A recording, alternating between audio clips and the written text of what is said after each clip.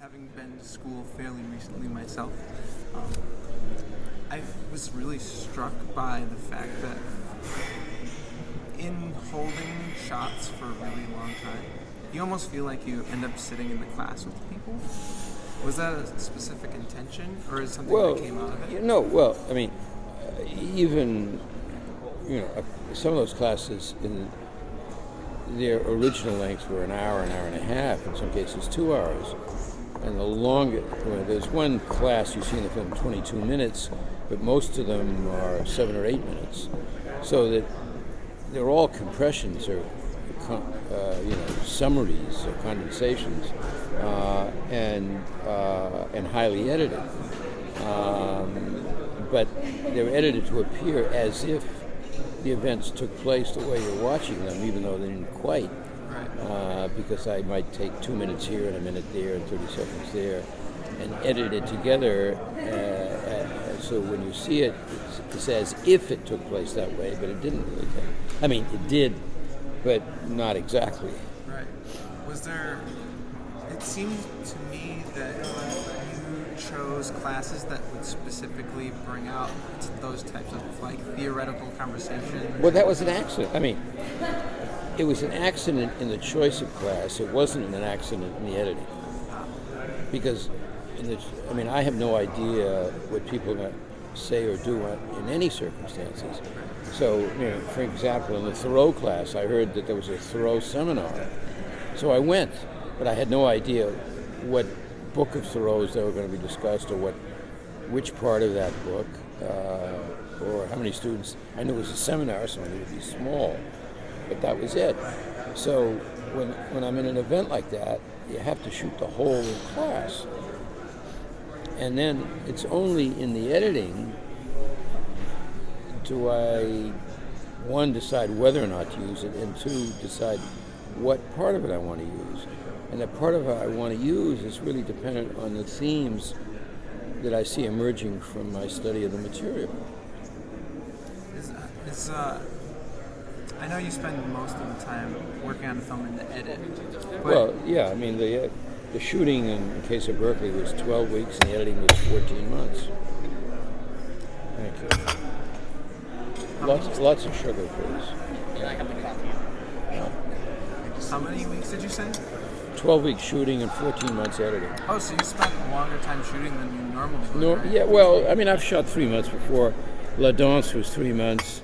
Comédie Française was 3 months. The performance films, in that sense, you can think of Berkeley as a performance film because there's so many different aspects to it. Right. Take longer.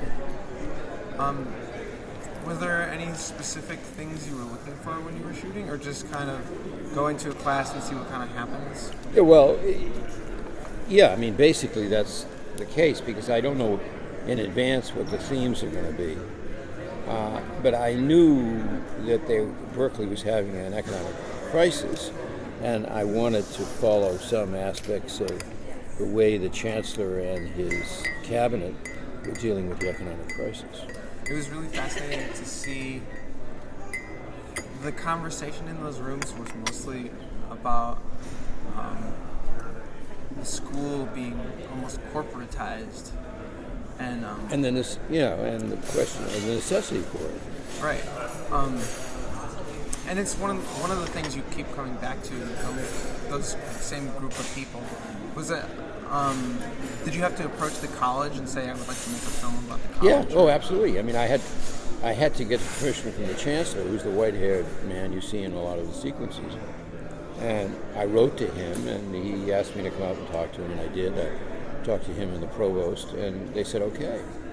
No, you can't make a movie like that without, complete cooperation, permission, etc. You can't do it as a guerrilla operation, parachuting the campus in the middle of the night, and leave at dawn. One of the things I found myself feeling as I was watching it was the difference between some of the types of classes, and one of them was a seminar class, and it's very conversational. And I think it almost seemed like it was probably like a philosophy of politics class or something like that. Yeah, well, they were talking about poverty. Right. Right. And then several of the classes were more lecture, Right. especially the one where he's talking about the theories of time Right. and how we perceive time. And the way it's shot and the way it's edited, it almost feels like an argument of that people don't really even need to be there. You could just record this guy talking one time and like put it someplace for other people to watch. Well, there is a big movement now to offer courses on, television. But don't forget. I mean, I in that, for example, in that class on time, there might have been other days when it was more, the students were participating more. That's say a 7-minute episode. That class was 50, 60 minutes long. Right. So, it's not fair. It may not be fair to me not to include everything, but I can include everything. But it may not be fair to judge the total style of a professor and whether or not he encourages classroom participation from a 7-minute segment. Right. I really like that you often include like between the scenes of like a class or a meeting, shots of outside, people moving, and you really get the sense of it's a community space, not just a place where people go to learn. Right. And you see like the groundskeepers and stuff like that.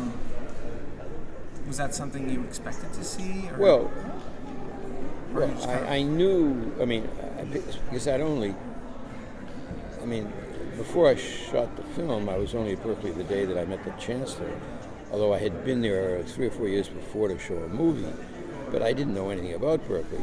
But from my experience in making other documentary films, I know that when I'm sitting in the editing room, long after the shooting is over, I'm going to need transitional shots.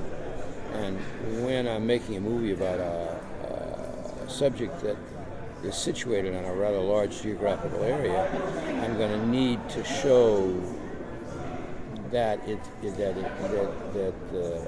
the institution is spread out over a big piece of territory. So that I knew in the abstract that I would need those kind of shots, but not what the specific nature of the shots would be. Well, because I've learned most about how to make movies or how to try and make movies from editing. Because when you're sitting in the editing room and you don't have the shot you needed, and you tear what's left of your hair out, you tend to remember to get that shot the next time you're in a similar situation. I really like the transitional choices because it did show. It worked as a transition, but it worked more painting a broader picture. Well, it's meant to do that. It's got to work at a couple of levels. It's got to work to literally, these are kids playing frisbee, but at the same time, a few shots cut together also represent a quiet moment after a more dramatic scene before you go to something else, and it also moves you around the campus. So you go from, rather than cut directly from building to building, you're seeing that you're moving to a different area of the campus, and you're also showing what the campus looks like, so that those shots serve multiple purposes. Why did you end up choosing Berkeley to begin with? Do you know? I chose Berkeley because I thought I wanted to do a university, because I thought a university would fit into this institutional series that I've done. And I wanted to do a public university, and I wanted to do a great university. So Berkeley is a great university, and it's a public university. So it was the only place that I approached. And I was fortunate enough to get permission. That's a key. Yeah, no, I was very lucky. It's fantastic. When you're putting together a film, is length something you think of? No. Or is it just come as a second thought and realize, the film is really long? Well, no. I feel I have an obligation both to the people who gave me permission and the people who are in the film to make a film that accurately represents my experience while I was at the place and while I was editing. So sometimes that's a shorter film, and sometimes it's a longer film. The film, I've been very lucky, and public television has always run my films at the length that I make them, and the length is not determined in advance. The length is a response to the experience and to the subject matter. I mean, the shortest film I made is 73 minutes, the longest is 6 hours. So Berkeley at a mere 4 hours and 4 minutes, It's hefty. It's hefty, but, there are longer and shorter ones. Yeah, that's true. So the film is getting a theatrical release, correct? It's opening in New York, Los Angeles, and a bunch of other cities in November 7th or 8th in New York, and Los Angeles. I think the 15th in LA, and it's booked in a number of other places as well. Are you self-releasing it, or did it get picked up by? No, I was self-releasing it in the sense that I hired a very good booking agent to make the arrangements, because I don't have any experience in doing that. But it's self-releasing in the sense that I haven't given it to a distribution company. And I didn't do that because I think, it's going to get, I hope, a decent distribution, but it's going to be limited. And when you give it to a distribution company, you have to give away all the ancillary rights, DVD, VOD, cable, blah, blah, blah. And I just soon hang on to those and get the income myself, because when you give it to a distributor, then it's an enormous hassle in getting anything beyond the original advance, if in fact you got an original advance. And, I've done that. I had my experience with that. I've had lawsuits with that. And it's the most unpleasant part of making movies. So you also work in stage work, right? Yes. You had a production in Paris last year, right? Yeah, last year I did a play based on the life of Emily Dickinson called The Belle of Amherst. And I did that in French. And another year I did a Beckett play, Happy Days, at the Comédie Française. And before that I did a play based on a great Russian novel called Life and Fate, and the play is called The Last Letter, which I also did at the Comédie Française. How was it? How's the transition between making documentary films and working in fictional stage material? Well, it's obviously very different, but in making documentary films, you meet people from all different classes and races and ethnicities and social backgrounds and experiences, so that it provides a deep pool of human experience to draw on when you're asking actors to do things. It wasn't why I set out to make documentary films, but as a result of making documentary films, I met thousands of people in different situations, in funny situations, sad ones, tragic ones, banal ones, etc. And that's an enormous amount of experience to have available when you're asking actors to create characters, because I tend to remember, I can draw on that and ask people to do things that are similar to things I've seen and the experiences I've had in making the movies. How come you've never chosen to make a fictional film? Well, The Last Letter is a fictional film. It's the only one oh, okay. Yeah. I like the idea of making a fictional film, and I wrote a script for a couple of them. Particularly, I wanted to do a movie based on a great Ann Tyler novel called Celestial Navigation. But it was such a hassle to try and raise the money that, and I can, it's not easy to get the money for the documentaries, but I need much less. Yeah, I was going to say it costs a lot. And I know how to do it. And I just didn't like what I had to do in order to get money for fiction films. And I like, I guess maybe the real answer is I like making the documentaries. And in terms of the human experiences you get to record and observe and participate in, it beats fiction filmmaking any time. If you're lucky when you do a documentary, you get things funnier, sadder, and more tragic than anything except the greatest fiction films. And it's not because I, as a documentary filmmaker, created them. it's because I've been lucky enough to be there when they were occurring and recognize them for what they are. I'm very curious. There's been a lot of films coming out recently that are more mixed media films, where mixing fiction with documentary or recreating actualized events in documentary form. But you've never done anything like that. I'm just curious, what is your opinion of films like that? And well, I mean, it depends which films you're referring to. I don't. I guess more the concept than a specific film. Well, I mean, it's hard to comment on the concept because it really depends on how well it's done. I mean, I think people should make movies whatever they want. I wouldn't have any objection to the concept. I think it's hard to do, but again, that's no reason not to do it. But I mean, so it would be a question of judging the success of the efforts that have been made. Do you have any specific plans for your next film or anything in mind, or are you going back to the stage? No, I've already shot another film. Oh, you have? When should we expect that? Well, I'll be finished the editing this winter, so it'll probably be out in the spring, or probably, my guess will be out in the late spring or the fall. Do you, I honestly don't know, do you normally take your films to festivals? Yes. Or do you? No, festivals, and particularly the Toronto Festival, and there's some big festivals, Toronto, Venice, Cannes, Berlin, and New York, which are extremely important for any filmmaker, but they're particularly important for documentary filmmaker because they're a way of bringing the film to the attention of the people who write about the films, or write, or do TV, or web, or whatever. The people whose profession it is to comment on the current movie scene. Mm-hmm. And for me, who obviously doesn't have a big budget, doesn't have any budget for promotion, this is the way I get the word out that I've made a new film. And if people like it, they write about it, and if they don't like it, they may still write about it.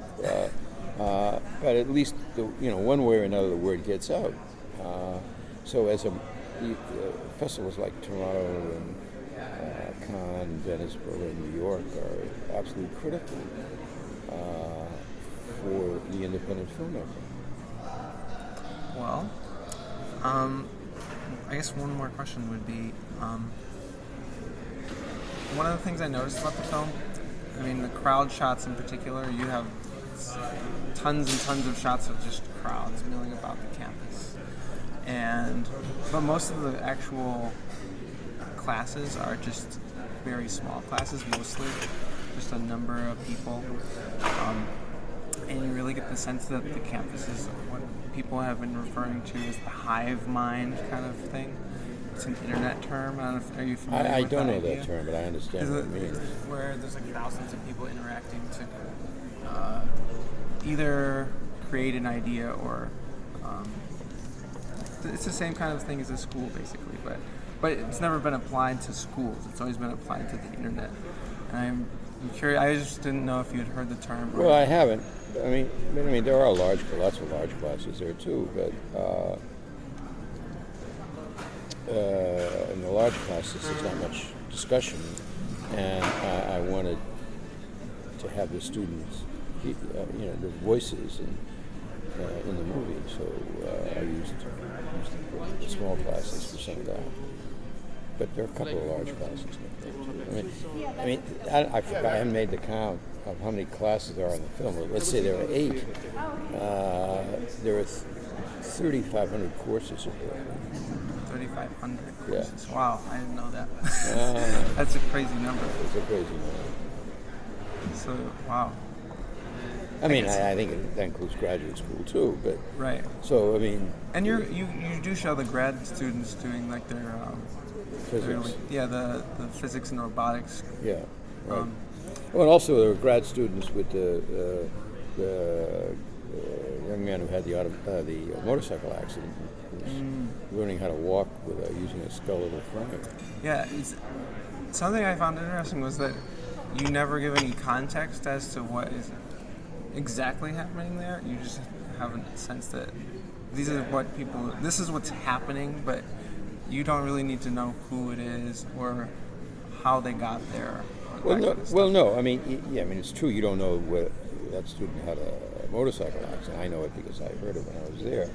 But you know that he can't use his legs. Right.